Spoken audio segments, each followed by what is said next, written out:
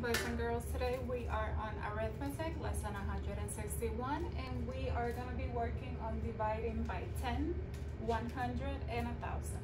Before we begin, let's review our concept cards. Point 83, point 16, point 6, point 3, 0.875,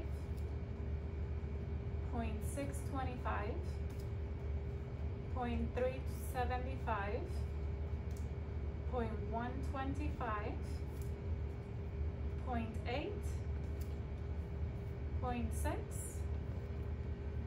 0.4, 0.2, 0.75, 0.25, 0.5. Okay, this is our review for our concept cards today. We're gonna start with our lesson. I am going to go to the projector and we'll begin.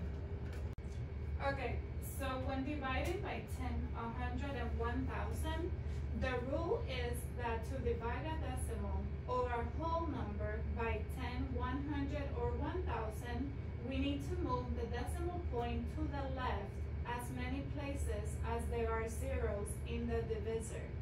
An understood decimal point is at the end of the whole number. Okay? So if you look here, it says 23. So we assume that when we have a whole number, 23, the period, the decimal point is at the end after the 3. So let's look at the examples. It says 629 divided by 10 is equals to 62.9. What we did here is that with the 629, we assume that the decimal point is at the end after the 9, and we move one place to the left, and that would be 62.9. Let's look at the other one. It's 629 divided by 100. So we see that we have two places. We have two zeros. So the decimal point is going to be at the end of 9, and we move that two places to the left. Our answer would be 6.29. Same thing for here. 629 divided by 1,000. If we look, we have 3 zeros, so that means that we have to move the decimal point 3 places to the left, and that's going to give us 0.629. It says annexing zeros to the left of the number is necessary sometimes in order to have enough places to move the decimal point. So let's look here. It says 5.8 divided by 1,000. So we need to move the decimal point 3 places to the left, but we already have the number between the 5 and the 8. So we move the decimal point 3 places to the left, and because we don't have enough numbers, we add 2 zeros to it. So we could move the decimal point 3 places to the left. Okay? Let's see here. It says divide each number by 10, 100, and 1,000 respectively. The first one is done for you. It's not necessary to draw the lines.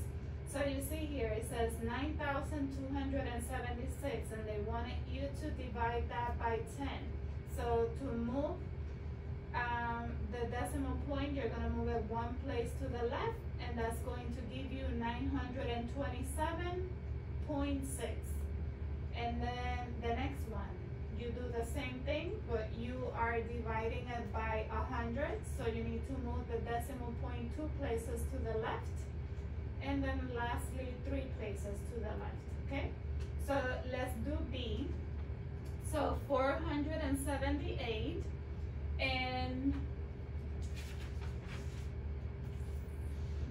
478, so we want to move that. We're going to divide it by 10.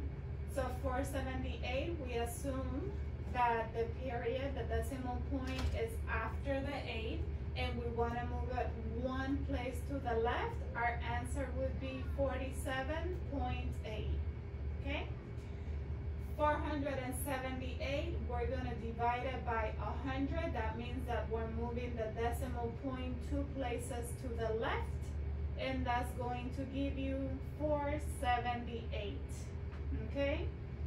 478 divided by 1,000, that's going to give me 4.478. Sorry about that. 0.478. Okay? Let's look at number 2. Divide each decimal by 10, 100, and 1,000. Annex 0, so that means that you add zeros to the left. You add zeros to the left of the number if necessary for the number of places in the decimal. So I have 0.9 and I want to divide that by 10. It's going to be 0.09. 100. I'm going to divide 0.9 divided by 100 is going to give me 0.009. The next one, 0.9 divided by 1,000 is 0.0009. Okay? On number 3, you are going to multiply each number by 10, 100, and 1,000. So the number is 72. 72 multiplied by 10 is 720. 72 times 100 is 7,200. Remember, we're just adding the specific amount of zeros that is telling us. And lastly, 72 times 1,000 is going to be 72,000. Okay, and this we saw yesterday. So you are responsible to finish up the page, and remember to do your homework. You have homework on this lesson. This is all for today. I will see you in the next lesson. Have a good day.